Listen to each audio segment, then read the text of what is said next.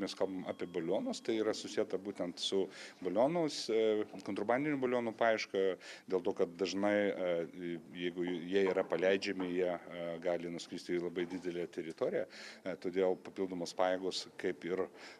nakties metu, kurie dažniausiai yra daroma, tas nusikaltimas yra būtini.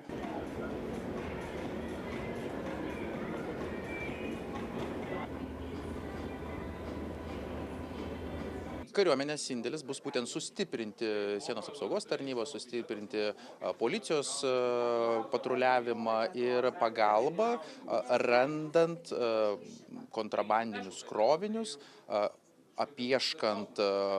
galimai kontrabandą gabenančius automobilius, tiesiog sustiprinimas pačių pareigūnų.